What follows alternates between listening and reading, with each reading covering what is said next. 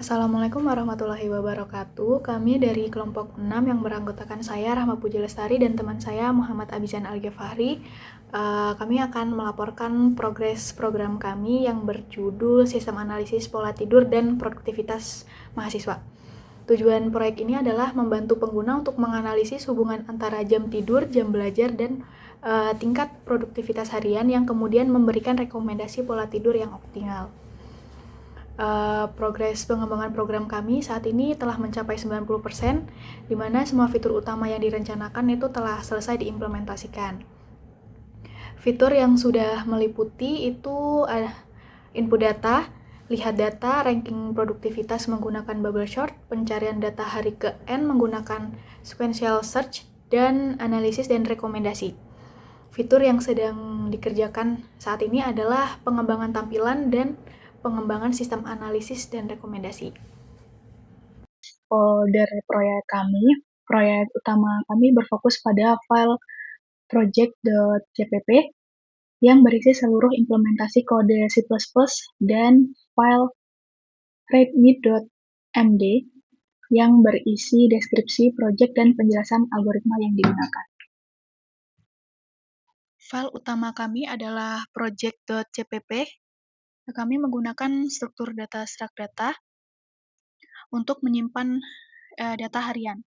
Struktur ini terdiri dari hari bertipe integer, jam tidur dan jam belajar bertipe float, dan produktivitas bertipe integer. Program ini menggunakan pendekatan modular dengan memisahkan logika utama ke dalam berbagai fungsi dan prosedur. Fungsi-fungsi yang sudah kami buat adalah input data, tampilkan data, sorting produktivitas, cari hari, dan analisis. Pemanggilan modular ini dilakukan di dalam fungsi main berdasarkan pilihan menu dari pengguna.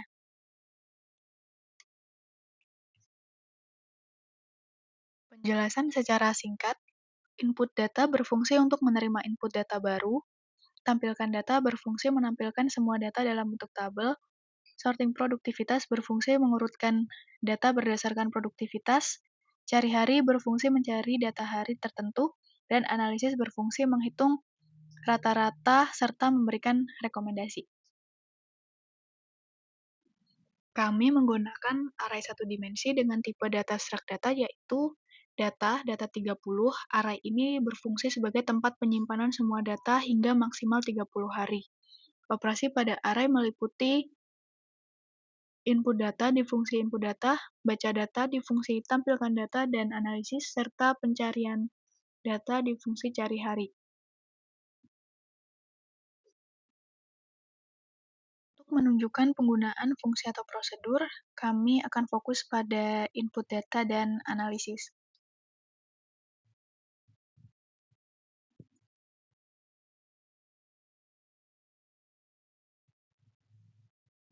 Fungsi input data memiliki parameter data, yaitu array data, dan integer, yaitu variabel jumlah data yang dilewatkan secara pass by reference. Penggunaan pass by reference ini memastikan jumlah data yang diinput akan terupdate di fungsi main. Program kami menggunakan percabangan selection untuk berbagai keperluan. Salah satu contohnya adalah di fungsi analisis untuk memberikan rekomendasi tidur. Di sini, program kami akan memeriksa jika rata-rata tidur kurang dari 6 jam, maka akan memberikan rekomendasi untuk menambah waktu tidur. Jika 7-9 jam, pola tidur dianggap bagus, dan kondisi lainnya mengindikasikan tidur terlalu lama. Looping digunakan di seluruh program. Contoh utamanya adalah perulangan do while di fungsi main untuk menampilkan menu utama secara berulang hingga pengguna memilih menu keluar. Selain itu, perulangan for banyak digunakan untuk iritasi data, ditampilkan data, dan analisis. Ini selanjutnya saya akan menjelaskan bagaimana kami mengimplementasikan bubble sort pada program ini.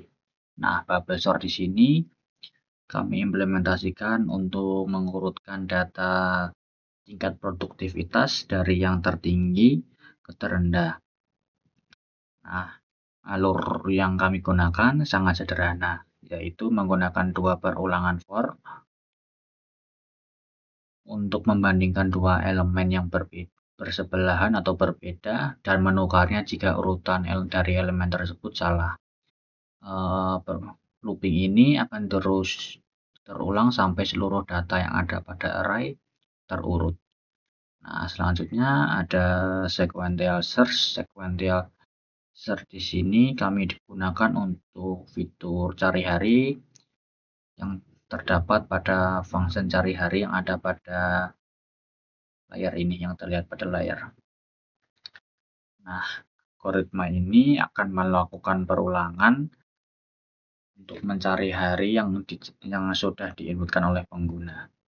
Nah, perulangannya akan mulai dari elemen pertama hingga terakhir. Saat nomor hari yang ingin dicari ditemukan, data akan ditampilkan kembali pada program. Selanjutnya saya akan mendemokan bagaimana alur atau cara kerja program ini. Nah,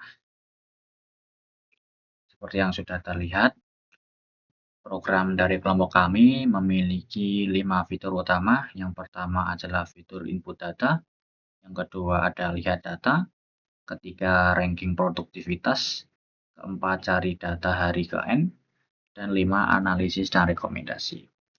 Di sini saya akan mengdemokan fitur input data terlebih dahulu.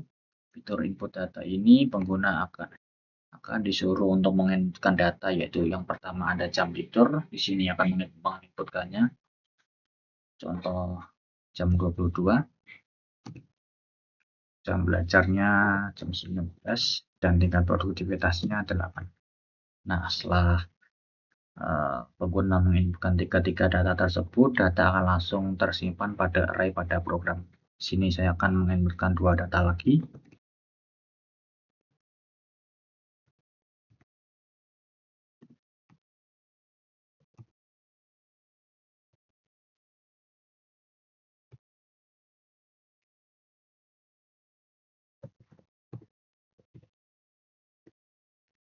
Nah, setelah itu pada nomor 2 ada fitur lihat data. Pada fitur lihat data ini digunakan untuk melihat seluruh data yang sudah diinputkan oleh pengguna dan tersimpan pada array. Untuk demonya seperti ini. Nah, seperti yang bisa kita lihat, data-data yang sudah saya inputkan tadi semuanya masuk dan ditampilkan ulang oleh program seperti ini. Oke, selanjutnya ketiga ada ranking produktivitas. Nah, untuk fitur ranking produktivitas ini seperti yang tadi sudah pernah saya jelaskan, menggunakan algoritma bubble sort untuk mengurutkan tingkat produktivitas, yaitu ini dari yang tertinggi ke terendah. Selanjutnya ada fitur cari data berdasarkan hari ke N. Nah, di sini pengguna akan disuruh menginputkan ingin mencari hari keberapa. Di sini karena data harinya baru 3 karena kita baru menginputkan 3 data. Jadi contoh saya akan mencari hari kedua.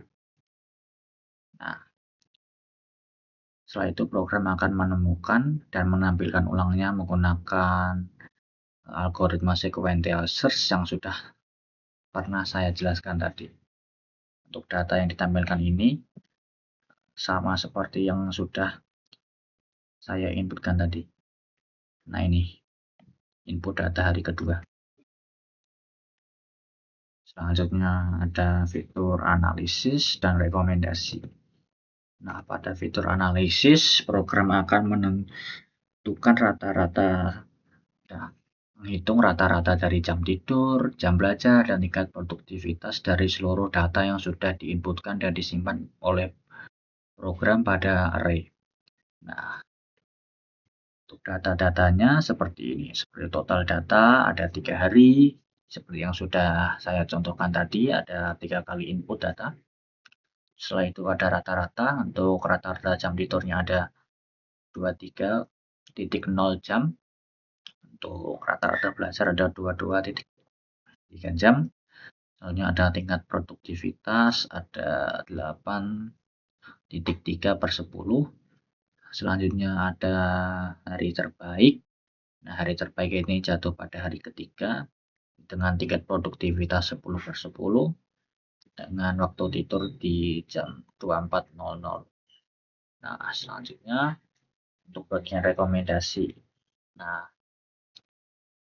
program akan mendeteksi apakah jam tidur pengguna terlalu lama atau terlalu sedikit. Karena data yang sudah saya inputkan tadi, program akan mendeteksi pengguna tidur terlalu lama dan menyuruhnya untuk mengurangi jam tidurnya sedikit. Nah, selanjutnya ada untuk tingkat produktivitasnya tinggi dan jam tidur optimalnya ada pada jam 24.00. Oke, selanjutnya untuk fitur yang belum kami kembangkan adalah untuk fiturnya sudah berhasil kami kembangkan semua, dan rencana kedepannya kami ingin meningkatkan lagi pada bagian fitur nomor 5, yaitu fitur analisis dan rekomendasi. Untuk bagian ini, di sini kami ingin lebih mendetailkan untuk analisis dan rekomendasinya. Oke. Untuk sepertinya sekian presentasi dari kelompok kami untuk laporan progres dari tim Best Project. Mohon maaf jika ada salah kata. Saya Emma Bizan dan Rama Puji. Sekian, pamit undur diri. Terima kasih.